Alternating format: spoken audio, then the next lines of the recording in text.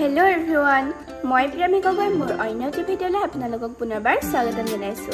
আজি মই আপোনালোকৰ মাজলৈ লৈ আহিছো অসম জাতীয় বিদ্যালয় আৰু সমাজজ্যোতি বিদ্যালয়ৰ ষষ্ঠ শ্ৰেণীৰ অসমীয়া পাঠ্যপুথিৰ ভোলাৰ ভ্ৰমণ কবিতাটি সম্পূৰ্ণ প্ৰশ্ন উত্তৰ।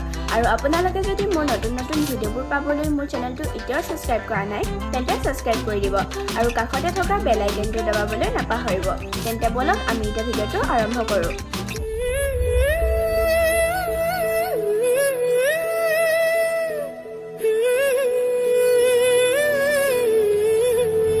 তলৰ প্ৰশ্নবোৰৰ উত্তৰ লিখা। ক, ভোলা স্বভাৱত কেনেকুৱা? উত্তৰ, ভোলা স্বভাৱত অতি সহজ সৰল অজলা। খ, ৮ বয়সত ভোলাৰ কি হ'ল? উত্তৰ, ৮ বয়সতে ভোলাৰ দাঁত সৰি লাপুং ভোলা হ'ল। গ, এদিনাখন ভোলাই কি বুলি কৈ ওলাই গৈছিল? উত্তৰ, এদিনাখন ভোলাই দেশ ভ্ৰমণ কৰোঁ বুলি কৈ ওলাই গৈছিল।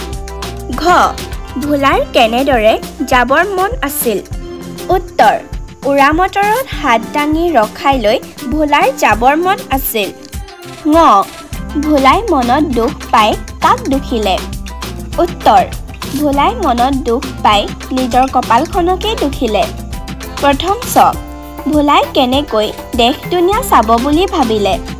উত্তৰ, ভোলাই ৰেলৰ পিঠিত উঠি দেশ দুনিয়া চাব বুলি ভাবিলে। দ্বিতীয় চ, ভোলাই ৰেলক কিয় বদমাছ বুলি ক'লে? উত্তৰ, ৰেলবোৰে ফুৱাই গুচি যোৱাৰ বাবে ভোলাই ৰেলক বদমাছ বুলি ক'লে। বৰ্গীয় জ, হাত দাঙি ভাগৰ লগাত ভোলাই কি নতুন বুদ্ধি পাঙিলে? উত্তৰ, হাত দাঙি ভাগৰ লগাত ভোলাই নতুন বুদ্ধি পাঙিলে যে চিঠিবোৰ যিদৰে টিকট লগালে বিভিন্ন ঠাইলৈ যায় সেইদৰে ময়ো কপালত টিকট লগাই যাব পাৰোঁ। ঝ, নতুন বুদ্ধিমতে ভোলাই কি কৰিলে? উত্তৰ, নতুন বুদ্ধিমতে ভোলাই চকুৰি টকাৰ টিকট কিনি কপালত লগাই লৈ গৈ থাকিল। ঞ, শেষত ভোলাৰ কেনে দশা হ'ল?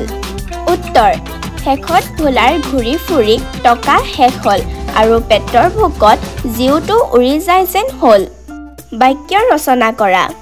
হোলাৰ ভাই মোলা, ভোলা একেবাৰে হোলাৰ ভাই মোলা। দেশ দুনিয়া, আমি সকলোৱে দেশ দুনিয়াৰ খবৰ ৰাখিব লাগে। ফুৱাই, ৰেলবোৰ দেখোন ফুৱাই গুচি গ'ল। বুজা আৰু লিখা। দেশ দেশী, বিদেশ বিদেশী, স্বদেশ স্বদেশী, সুখ সুখী, দুখ দুখী।